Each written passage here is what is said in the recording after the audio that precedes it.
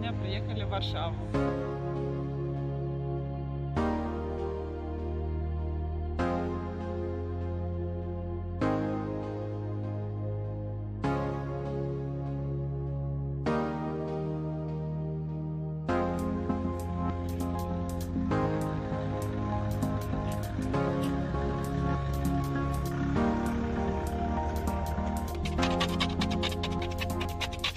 Сегодня такой солнечный день, и мы опять в путешествии. Куда ты нас, Максим, хочешь провести сегодня? Завести? Варшава, столица Польши. Настя, ты хотела бы Варшаву посетить зимой? В солнечный день, но без снега. А ты, Андрей, любишь Варшаву? Я больше Краков. Больше Краков? А какое место в Варшаве тебе хотелось бы сегодня увидеть? Теплое. Ну, солнышко. Видишь, будет любое место теплое. Ну, а так, конкретно. Да, солнышко сегодня теплое. Андрей, я думаю, ты не замерзнешь. Настя, а ты какое бы место хотела сегодня посетить?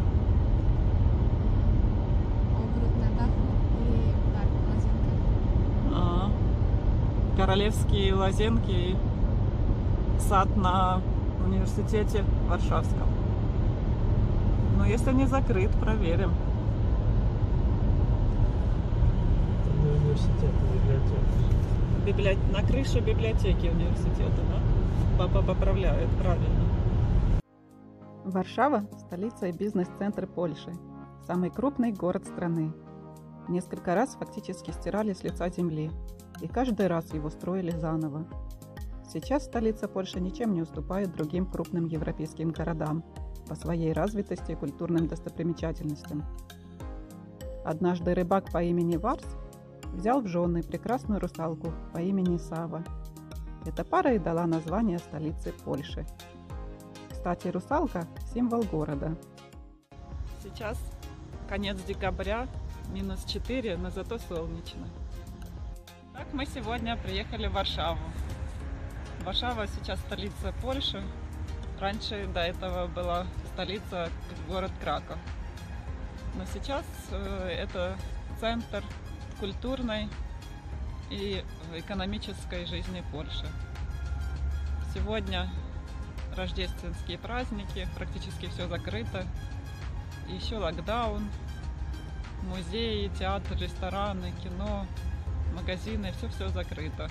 Но мы все равно вам покажем немножко интересного о Варшаве. Надеюсь, вам понравится.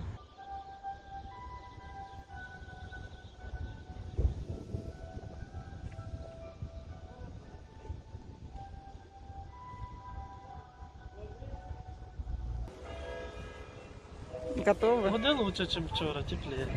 -4. Ну, солнце. Настя, ты тепло оделась? Первой столицей Польши был Краков. О нем вы также можете посмотреть видео у меня на канале. Но с 1596 года при подписании Польско-Литовского союза столицей становится Варшава. Все благодаря своему стратегически важному местоположению. Также город был резиденцией польских королей, литовских князей и столицей Польского царства. До Второй мировой войны столица Польши, Варшава, была одним из самых красивых городов Европы. Ее даже назвали Восточной Венецией. В ходе Второй мировой войны Гитлер отдал приказ полностью разрушить город. Варшаву практически сравняли с землей. Спустя долгие годы столица Польши восстанавливалась по уцелевшим архитектурным чертежам и наброскам. В столице Польши 47 театров и 36 кинотеатров, но не встретите ни одного цирка. Зато самый известный и популярный сказочный персонаж – Винни-Пух. В его честь даже названа одна из улиц. Самым главным историческим памятником является Старый город. Внесен в список наследия ЮНЕСКО, хотя был восстановлен практически с нуля. На его территории располагаются рыночная площадь, собор и городские стены. Прогулка по этому месту поможет окунуться в атмосферу Средневековья. Королевский замок пользуется большой популярностью у туристов. Раньше он был резиденцией польской королевской семьи. Сейчас здесь расположен музей. Замковая площадь находится между Королевским дворцом и территорией старого города. В центре – колонна короля Сигизмунда. Возвести на площади перед Королевским замком колонну в честь себя хотел еще сам король польский Сигизмунд III. Он тогда подавил мятеж и был очень горд собой. Но установили этот памятник уже после его смерти, по распоряжению сына. Это прекрасное место для прогулок и атмосферных фотографий, но сегодня мороз и очень сильный ветер. Костел Святой Анны построен в начале XVI века на месте сгоревшей готической церкви. Он также известен своей отличной акустикой. В нем проводятся концерты органной музыки. Рядом со зданием храма построена колокольня. Можно купить билет на колокольню и полюбоваться панорамой яркого старого города. Часто наверху дует очень сильный ветер.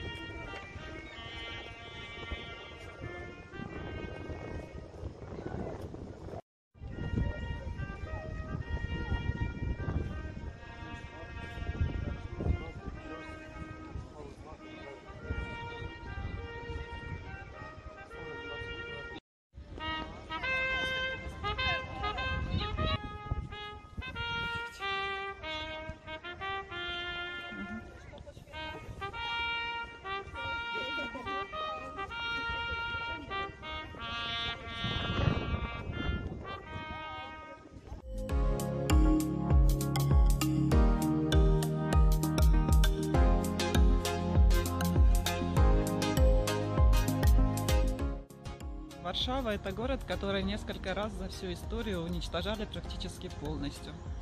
Последний раз во время Второй мировой войны около 90% всех домов и построек было разбомблено. И жители Варшавы после окончания войны полностью восстанавливали старый город. Его восстанавливали по фотографиям, по воспоминаниям местных жителей. И как им это удалось, сейчас мы вам покажем, прогуливаясь по рынку старого города.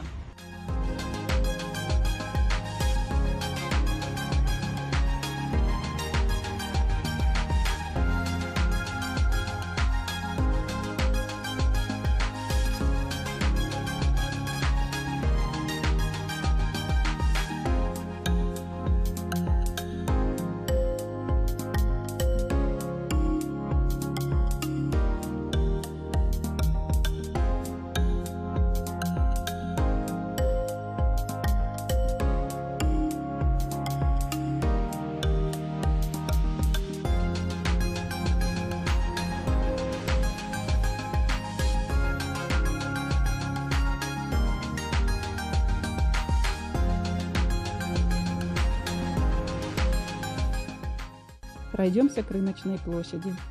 Костел Святого Иоанна Крестителя – главный католический храм Варшавы. Служит местом захоронения ряда выдающихся деятелей польской истории и культуры. Костел примечателен тем, что в одной из его стен находится урна с прахом Фредерика Шопена.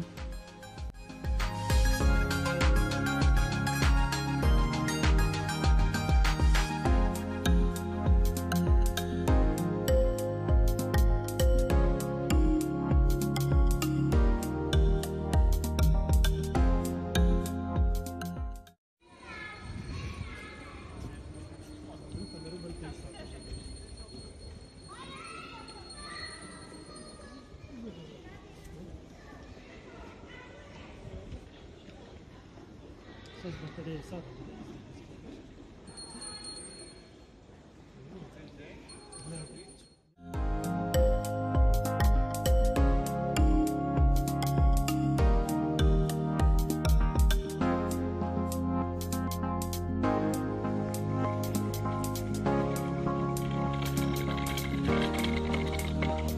Ну, почти 200 метров.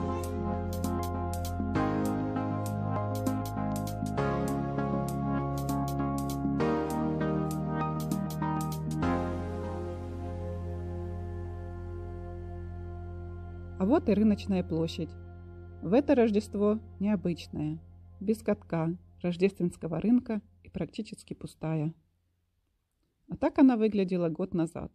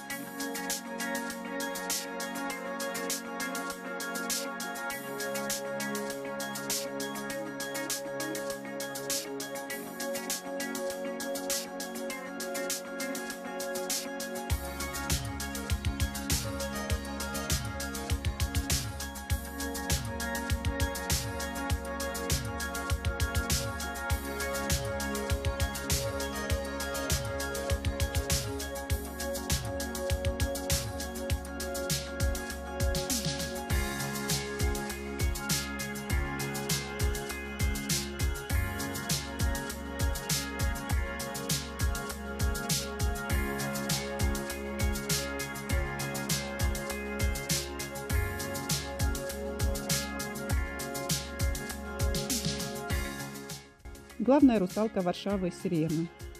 Если 7 раз погладить ее хвост, заветное желание обязательно сбудется.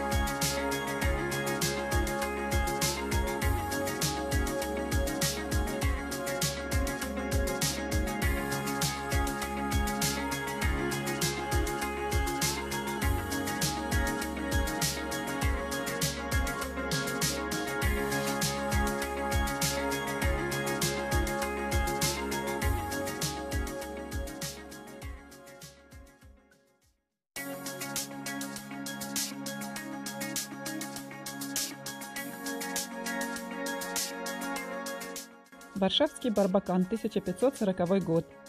Эти оборонительные стены являются одним из уцелевших до наших дней элементов городских укреплений XVI века.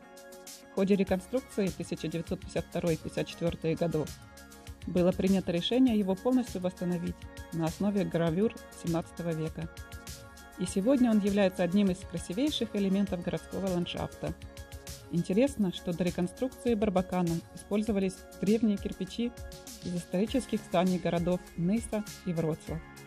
Поэтому он служит еще и своеобразным памятником трагических событий Второй мировой войны. Действительно, очень атмосферное и фотогеничное место. Пошли поднимемся наверх.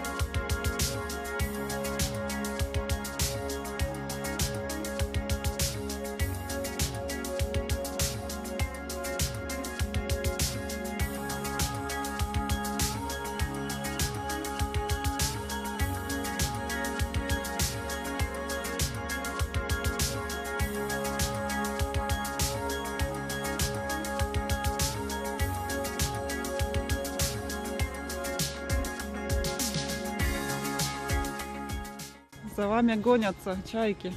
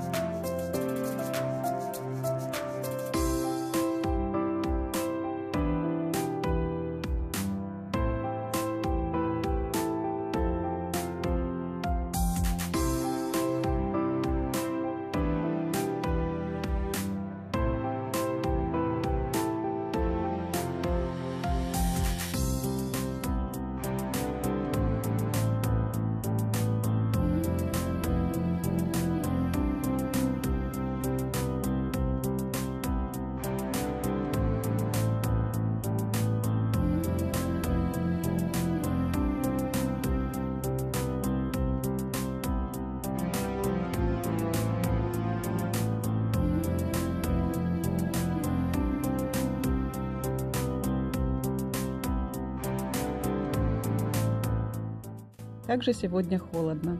Вот бы согреться горячими осципками. Это копченый овечий сыр, пожаренный на гриле. Подают с вареньем. Мне очень нравится. Вот неудача. Гриль еще совсем холодный. В этот раз не попробуем.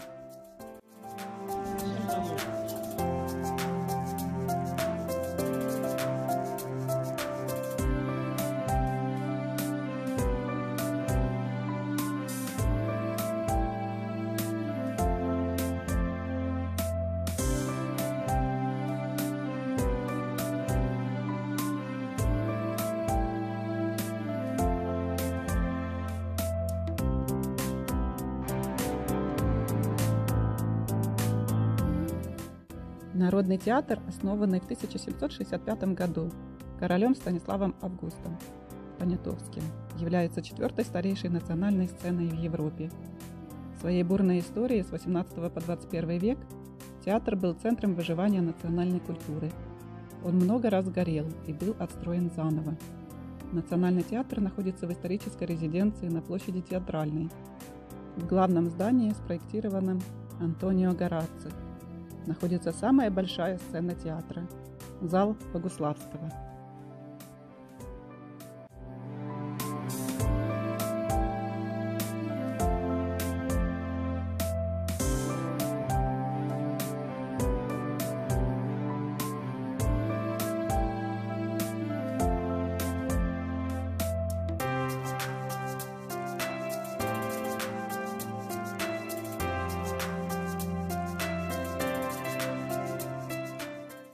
Необычное и воздушное офисное здание.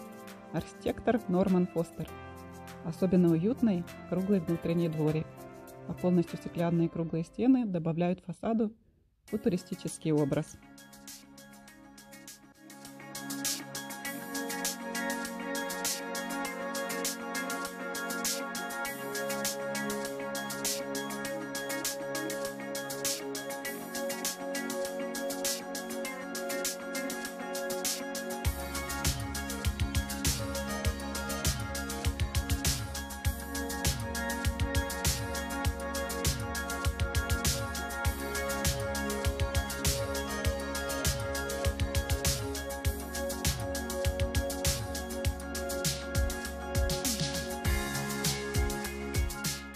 Президентский дворец, самый большой из всех варшавских дворцов, располагается между костелом кармелитов и отелем «Бристоль».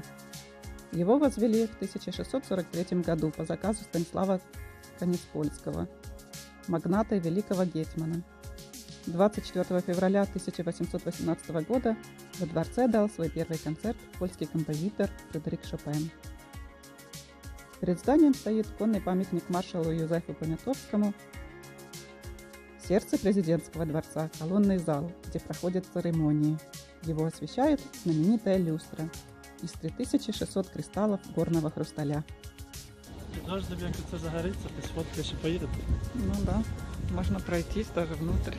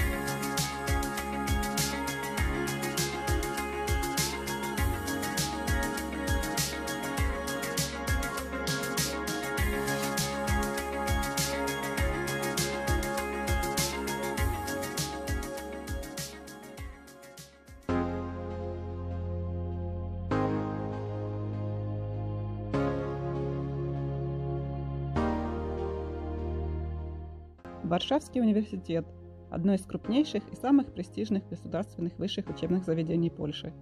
Здесь учатся около 56 тысяч студентов. Огромным плюсом Варшавского университета является то, что он одинаково силен во всех отраслях знаний. Невозможно выделить область, где бы не отметились его выпускники или ученые.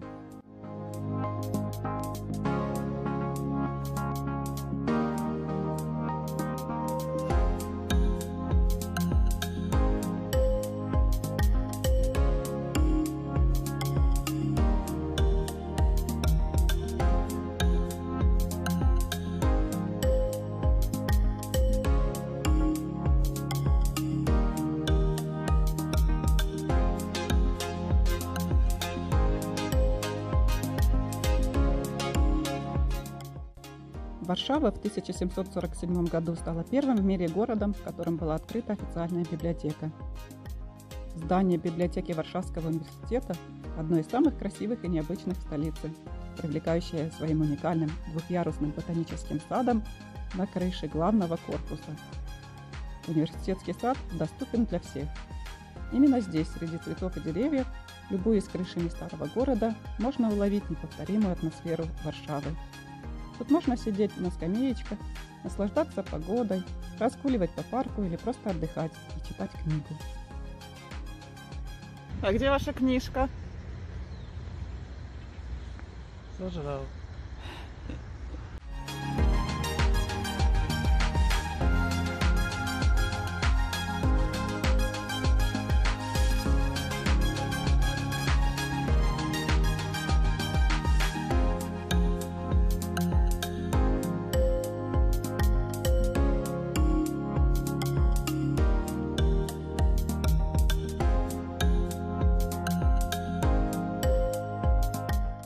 Сейчас мы находимся в саду на крыше университета Варшавского.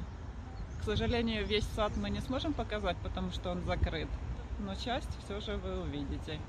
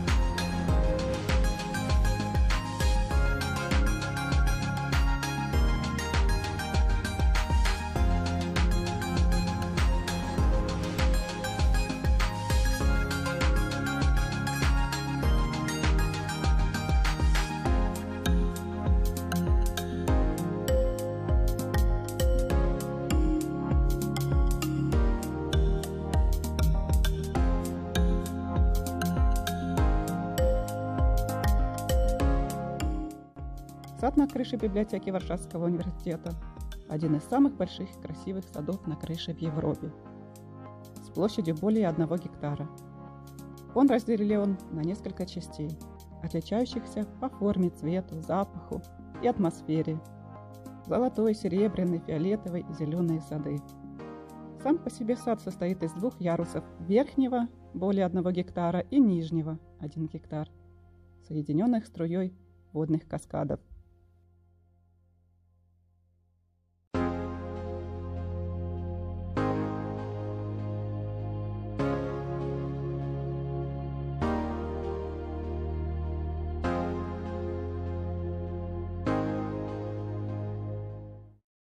Красивый парк. Это все крыша библиотеки. Очень красивое место. Хорошо, что открыто. Вот библиотека. Мы сейчас поднимемся в этот красивый парк и покажем панораму Варшавы. Нет, не поднимемся.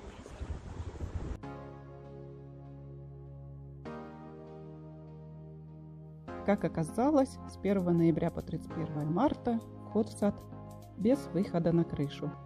Но у меня сохранились осенние фото верхнего яруса сада. Поднимемся? Угу. Сейчас перелезем.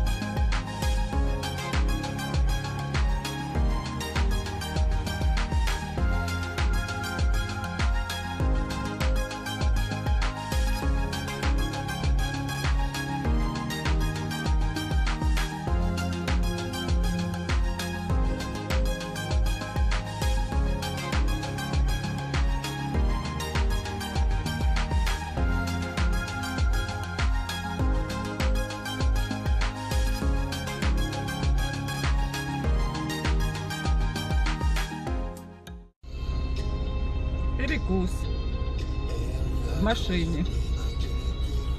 Приятного аппетита. Настя, тебе приятного аппетита. Андрей, приятного аппетита.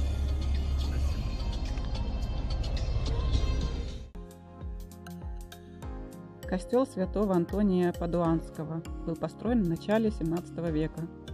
Этот барочный костел считается одним из самых красивых в Варшаве. Нетронутая архитектура и элементы убранства, которые почти не изменились за 3 столетия, дают полную картину той эпохи.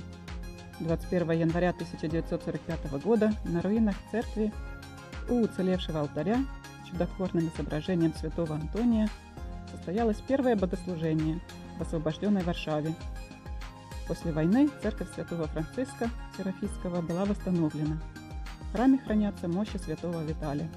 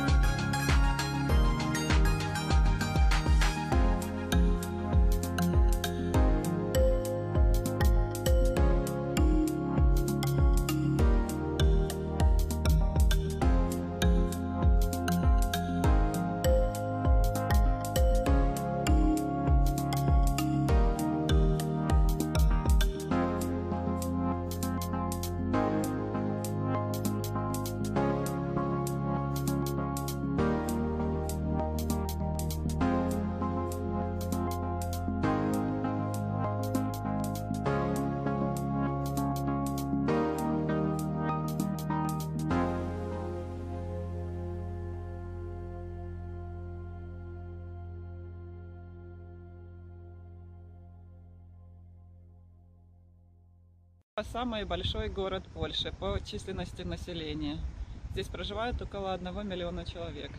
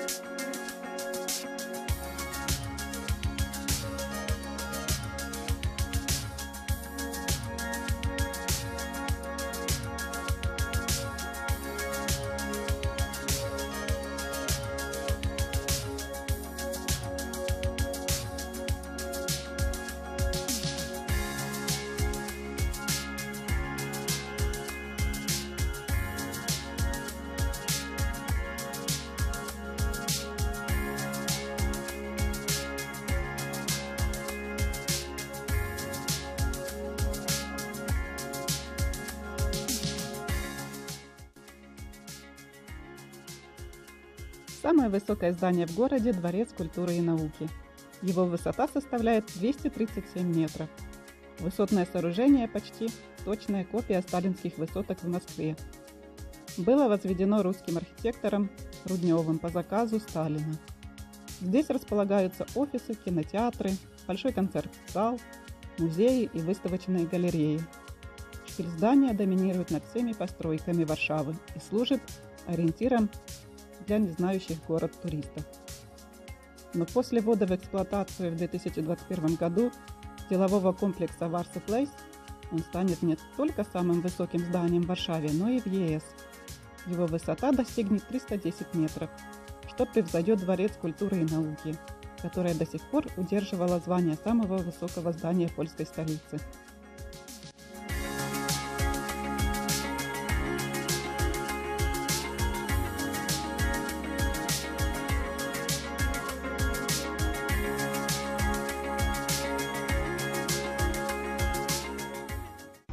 Память о советской эпохе Польши.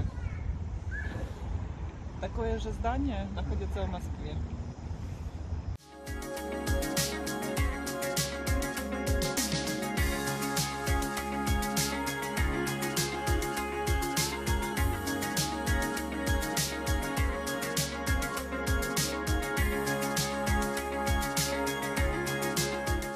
Это единственный город в Польше, где есть метро. В остальных городах ходит только наземный транспорт, троллейбусы, трамваи.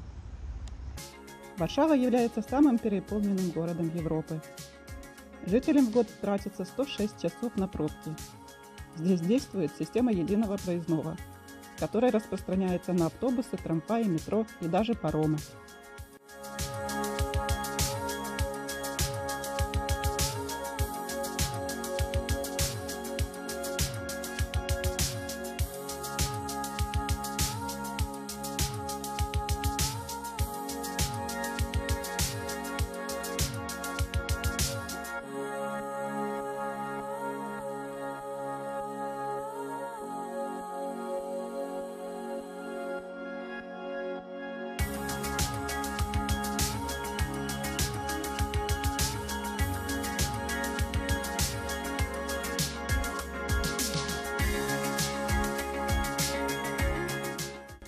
Могила неизвестного солдата.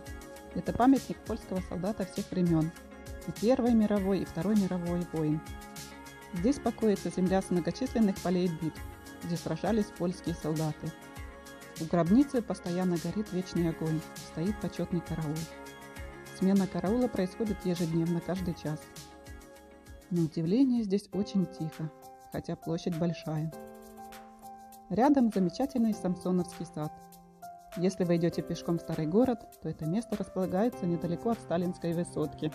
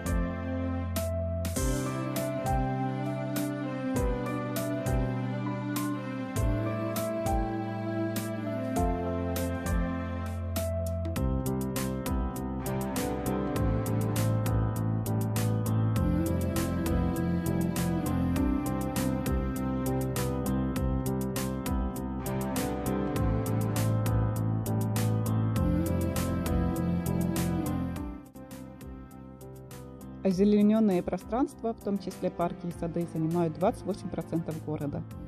Парк Королевские Лазенки – живописная зеленая территория, располагающая на небольшом островке и окруженная канавами. Варшавский парк Лазенки является одним из крупнейших дворцово-парковых ансамблей в Европе.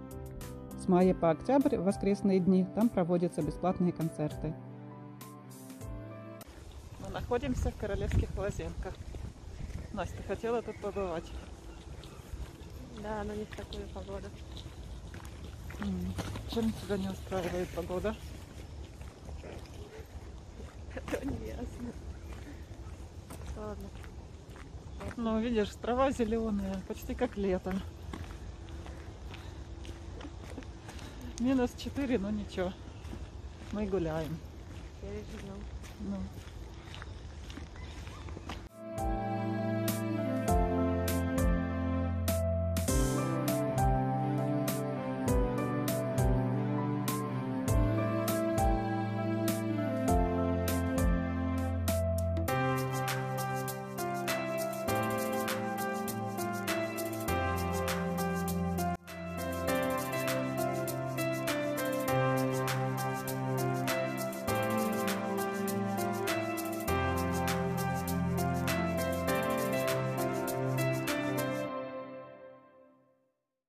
Живописный тихий парк, окружающий Лозенковский дворец. Он создавался как природный заповедник, но в итоге стал общественным сквером. С начала XIX века вход на территорию стал свободным для всех. В парке установлен памятник Шопену. По ухоженным парковым аллеям и дорожкам приятно прогуливаться в любую погоду. Лозенский дворец – бывшая резиденция Августа II Сильного. Эта величественная живописная постройка носила название «Дворец у воды», так как ее основание установлено прямо на поверхности реки. Дворцовый комплекс состоит из главного здания, купальни, белого домика с галереями и павильонами. Внутри основного здания размещается художественная галерея, где выставляется более 2000 полотен.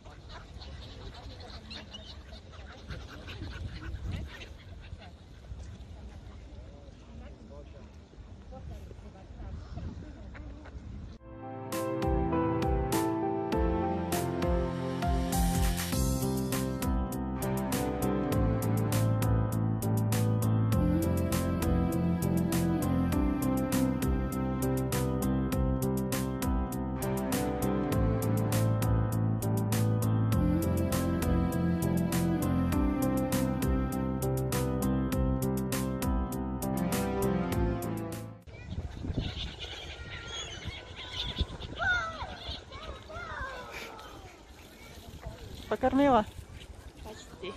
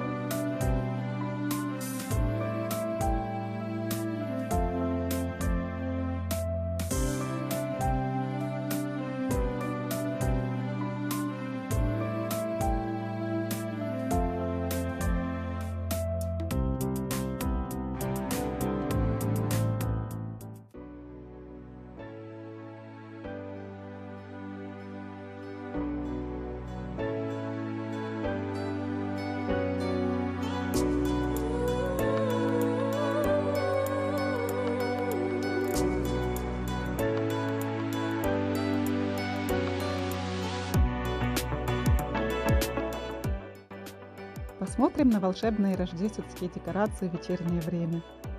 Этот год особенный, без рождественских ярмарок, но дух праздника присутствует. Одна из самых популярных инсталляций находится в сквере Яна Твардовского, рядом с президентским дворцом и костелом Святого Иосифа. Например, отсюда можно отправить праздничную открытку в ярком конверте. Магия ярких огней завораживает. Количество народа также впечатляет. Напоследок набрались волшебного праздничного настроения. Наше путешествие подошло к концу. Можно ехать домой.